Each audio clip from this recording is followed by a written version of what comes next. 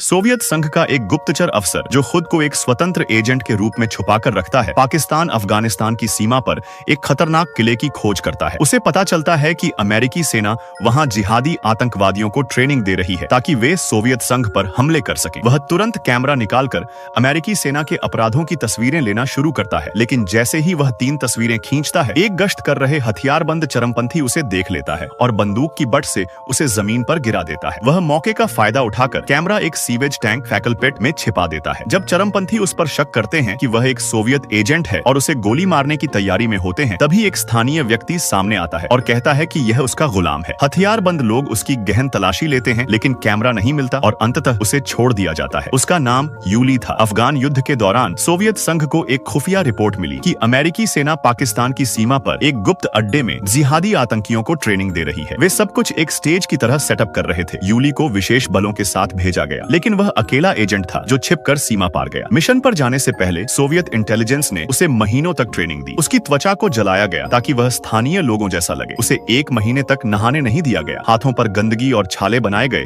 ताकि वह एक मेहनतकश मजदूर लगे। 1 सप्ताह की कठोर तैयारी के बाद यूली ने अपना स्थानीय पहचान वाला साथी हान फेजी लिया और वे दोनों पाकिस्तान की सीमा पर पहुंच गए। वहां उन्होंने अमेरिकी सैनिकों और आतंकियों को देखा। यूली ने तुरंत कैमरा निकाला और तस्वीरें लेना शुरू किया, लेकिन जैसे ही वह बेस के पास पहुंचा, एक गार्ड ने उसे धक्का देकर बाहर कर दिया। यूली हार नहीं मानता। वह एक स्थानीय बाजार के वेश में बेस के करीब पहुंचता है और जल्दी से कुछ और तस्वीरें खींचता है, लेकिन फिर से पकड़ा जाता है। गिरने से पहले वह कैमरा उसी सीवेज टैंक में फेंक देता है। अपना मिशन पूरा करने के लिए वह स्थानीय गंदगी साफ करने वाले मजदूर से मिलता है और उससे कैमरा निकालने को कहता है। मजदूर 5000 रुपए मांगता है। यूली कहता है, कैमरा मिलने के बाद पैसे दूंगा। कैमरा तो मिल जाता है, लेकिन मजदूर पैसे के बिना नहीं छोड़ता। जैसे ही वह बाथरूम जाता है, यूली एक लोहे की छड़ से दरवाजा खोलता है, नकली कैमरा तैयार करता है और असली कैमरे को अपने पास रख लेता है। लेकिन कहानी यहीं खत्म नहीं होती। मजदूर बताता है कि उस अड्डे में अभी भी दर्जनों सोवियत युद्ध बंदियों को कैद में रखा गया है। यूली फैसला करता है कि वह अड्डे में दोबारा घुसेगा। वह रात में हान फेजी को कैमरा सौंपता है और खुद बेस में घुस जाता है।